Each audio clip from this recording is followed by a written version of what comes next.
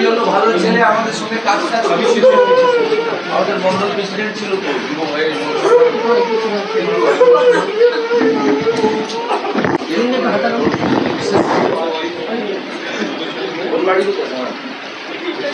না, এটা তো বাড়ি দুটো বাচ্চা তো কি করতেন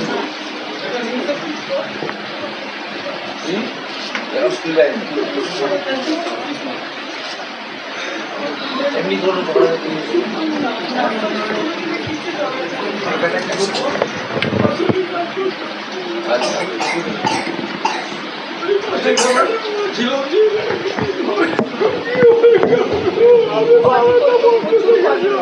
জানি, চিনি তো, ওই জন্য তো এলাম শীতে। হ্যাঁ, রাষ্ট্রবাদী ছিল এক ছেলে হয়তো চলে গেছে, কিন্তু এতগুলো ছেলে আছে আপনার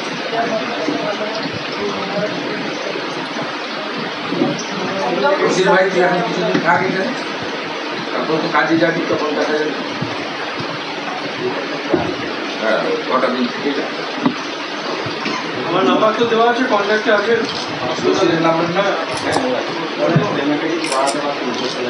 ঠিক আছে, প্রাথমিকভাবে করলাম তো, প্রাথমিকভাবে করলাম তো আমরা, নিশ্চয়ই করবো। পাঠায় থাকবে তো, পড়াশোনার দায়িত্ব নেই। সপ্তাহ তো হয়নি, আমার ফ্যামিলি যা করবে ও সবটাই করবে। আমরা এই সমস্ত নাম করতে পারি না, যদি আমার সঙ্গে আলাদা করছি পাখি করতে রাখছি, ছেলে গিয়ে খেতে গেলে না না, আপনি আমার বয়স হয়েছে, আপনার আশীর্বাদটা আমাদের উপরে থাকলে, আমাদের ঠাকুর আপনারা এখন বাড়িতে নাতি জুতো নাতি নাতিকে সামলান। আর রশিদ ভাই তুই চিন্তা করবি না, আমরা আছি, এটা প্রাথমিক কাজ করে গেলাম। কোনটা পুলিশ নিয়ে গেছি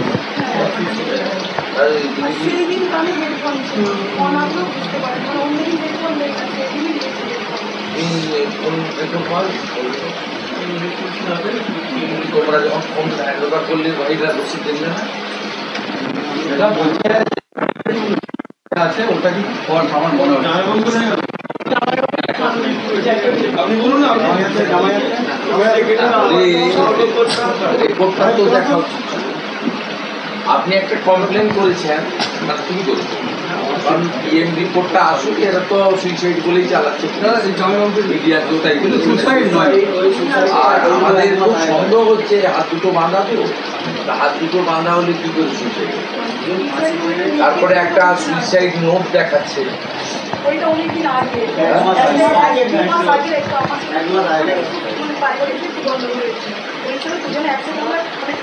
অনেক আগে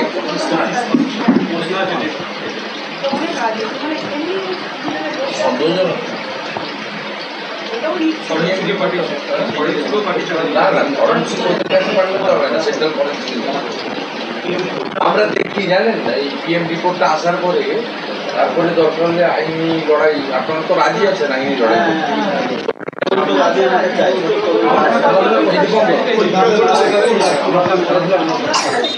আশ্বাস দিয়ে গেলেন ছেলে দুটো লেখাপড়া করাবেন, সিসি ক্যামেরার ব্যবস্থা করলেন, কিছু সাহায্য করে গেলেন, আবার ভবিষ্যতে সাহায্য করবেন সেটাও বলে গেলেন। আপনারা আশ্বস্ত? হ্যাঁ, আশ্বাস পাচ্ছি, আছি। তদন্ত বিষয়ে কতটা খুশি পুলিশের তদন্তে? তদন্ত রিপোর্ট আসুক, রিপোর্ট না আসলে আমরা খুশি কী করে হব। পুলিশ যোগাযোগ রাখছে? হ্যাঁ, যোগাযোগ রাখছে, রিপোর্ট আসলে আমরা বুঝতে পারবো। যে দুটো মেয়ে রয়েছে, তারা যে দুটো মেয়ে রয়েছে, সেই মেয়েদের উপর কি বলে গেলেন?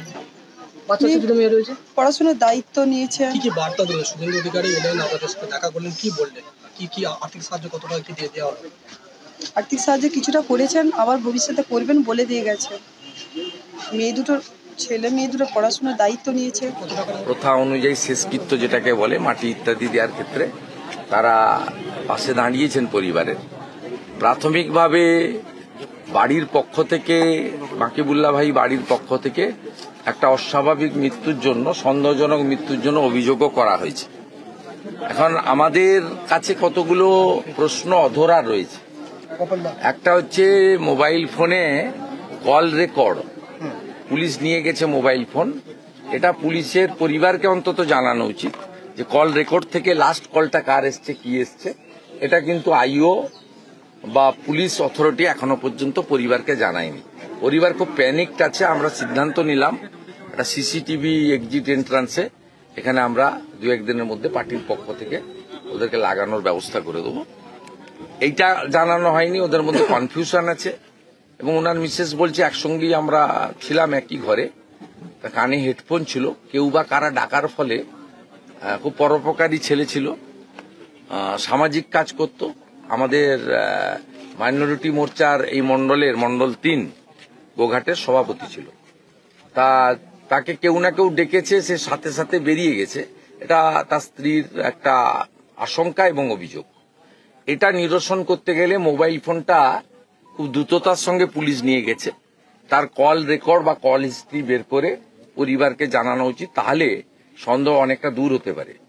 দ্বিতীয়ত হচ্ছে একটা সুইসাইড নোট পুলিশ আমাদের নেতৃত্বকে জানিয়েছে, তাতে 25/5 এই ডেটের অনেক আগের।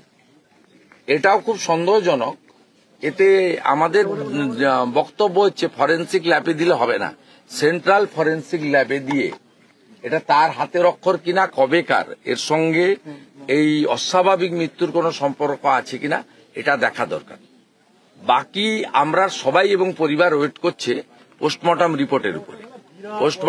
পোস্টমর্টম রিপোর্টের পরে যদি আমরা দেখি কোনো অস্বাভাবিক কিছু আছে, পরিবার আইনের আশ্রয় নেবে, আমরা তাদেরকে পাশে থাকব।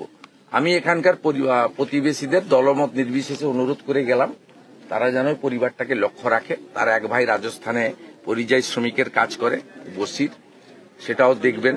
বয়স্ক বাবা আছে, একটা ছেলে একটা মেয়ে আছে। ছেলে মেয়ের পড়াশোনার ব্যাপারেও আমরা আমাদের দলের পক্ষ থেকে পাশে থাকব।